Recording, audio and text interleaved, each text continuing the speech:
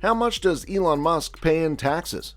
Earlier this month, Tesla and SpaceX founder and CEO Elon Musk said he'll pay more taxes than any American in history this year in response to U.S. Senator Elizabeth Warren calling him out for freeloading off everyone else after he was named Time Magazine's Person of the Year. Don't forget to watch today's video to the very end to learn how much really does Elon Musk pay in taxes. Huge numbers. $244.2 billion. That is Musk's current estimated net worth, according to Forbes' real-time billionaires list, making him currently the richest person in the world. Amazon founder Jeff Bezos is in second place, trailing Musk's net worth by nearly $50 billion. On December 20th, Musk tweeted, "I will pay over $11 billion in taxes this year."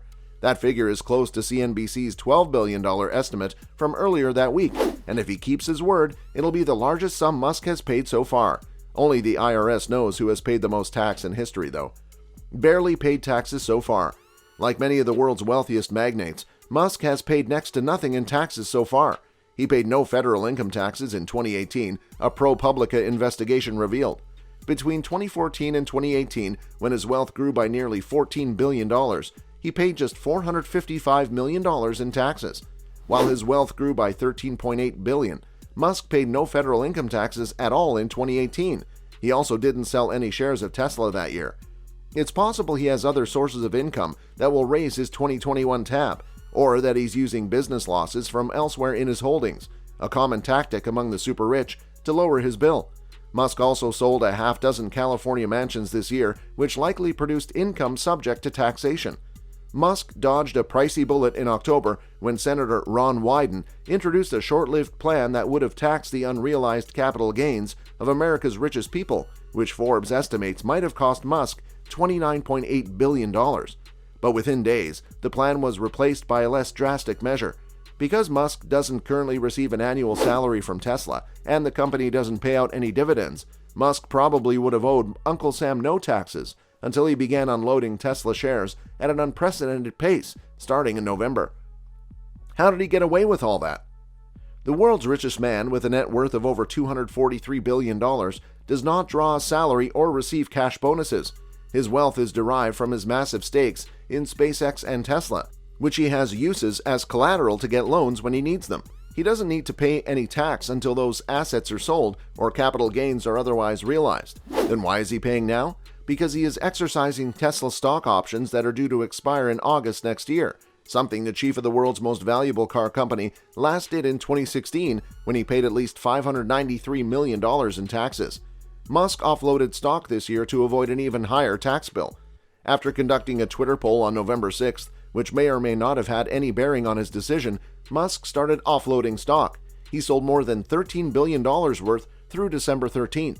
This already racked up an $8.3 billion tax bill, Forbes estimated, and he probably owes additional taxes from all the mansions he sold earlier this year before renting a 400-square-foot cabin on the SpaceX site in Texas.